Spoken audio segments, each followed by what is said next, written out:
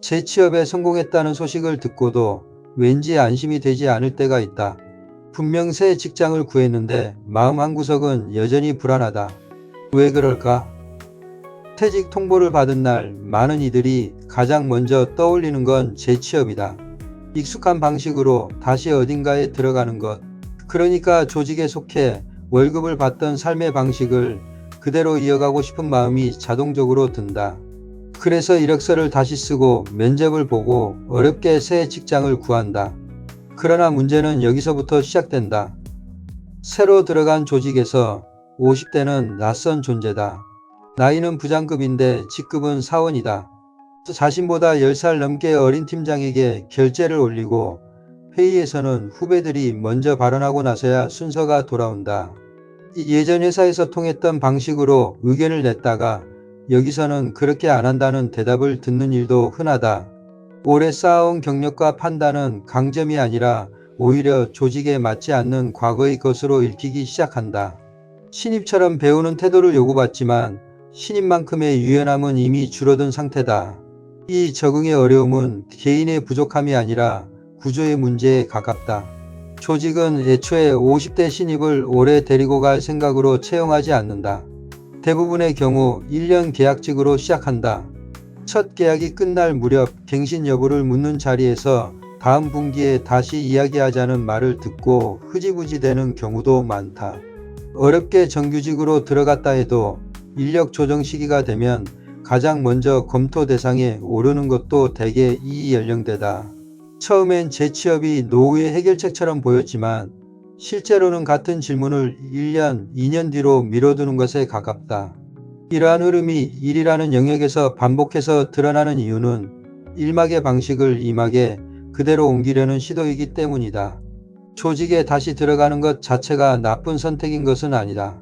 문제는 그것을 유일한 선택지로 여길 때 생긴다. 재취업의 대안은 생각보다 여러 갈래로 열려 있다.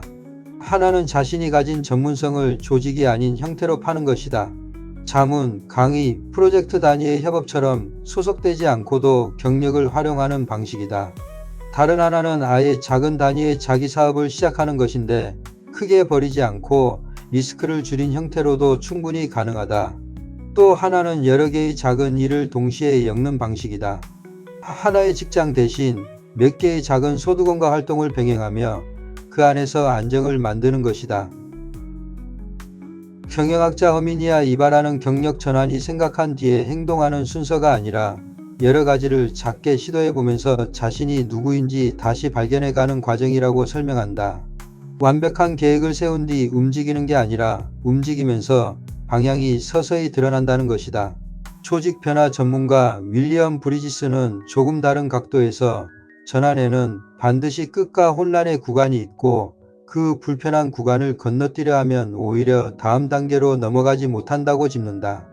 두 사람의 이야기를 겹쳐보면 지금의 막막함은 잘못된 신호가 아니라 전환 과정에서 원래 있어야 할 구간이라는 쪽으로 해석할 수 있다. 재취업이 유일한 답이 아니라는 걸 알아도 막상 그 다음이 무엇인지는 또 다른 문제다.